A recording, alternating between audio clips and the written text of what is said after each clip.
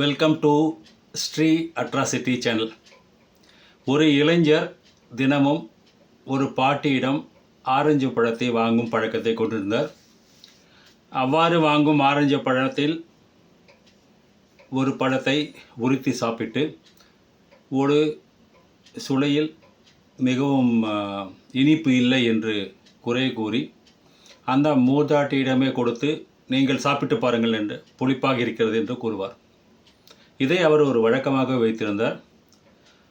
ஒரு நாள் அவருடைய மனைவி அவருடன் வந்து இதே போன்று அந்த இளைஞர் பழத்தை கொடுப்பதை பார்த்து, பிறகு வீட்டிற்கு சென்றதும் அந்த மனைவி அந்த கணவனிடம் கேட்டார், இந்த பாட்டி கொடுக்கிற பழமெல்லாம் இனிப்பாகத்தான் இருக்கிறது, பிறகு எதற்காக நீங்கள் புளிப்பாக இருக்கிறது என்று கூறி அவரிடம் குறை கூறி திருப்பி கொடுக்கிறீர்கள் என்று வினவினார்.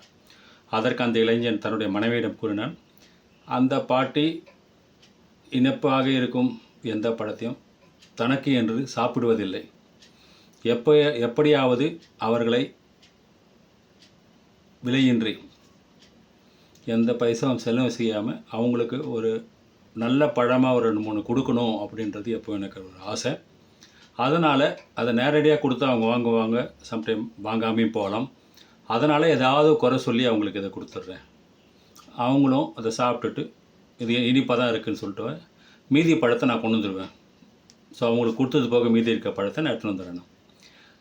இதை பார்த்த அந்த மூதாட்டியின் அருகில் இருந்த மற்றொரு கடைக்காரர், என்ன பாட்டியம்மா, அந்த இளைஞர் எப்போது பார்த்தாலும் உங்களிடம் குறை கூறி உங்களிடம் பழத்தை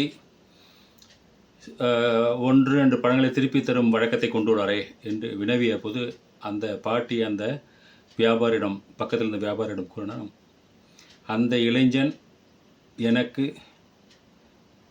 பழத்தை சாப்பிட வைக்க வேண்டும் என்ற ஒரு அதீத அன்பாலேயே அவ்வாறு குறை கூறுகிறான் என்பது எனக்கு தெரியும் என்பது அவருக்கு தெரியாது. அதனால்தான் அவருக்கு வைக்கும் பழங்களில் சிறிது அதிகமாகவே வைத்து விடுவேன். அது உனக்கு நஷ்டம் இல்லையா என்று அந்த வியாபாரி அந்த பாட்டியிடம் விசாரிக்கும் போது அந்த பாட்டி கூறினார்களாம், அந்த இளைஞர் என் மீது காட்டும் அதீத அன்பில் நான் கரைந்து என்னுடைய தராசு அவருக்கு பழம் கொடுக்கும்போது அவர் பக்கம் சரிந்து விடுகிறது என்று கூறினாராம்.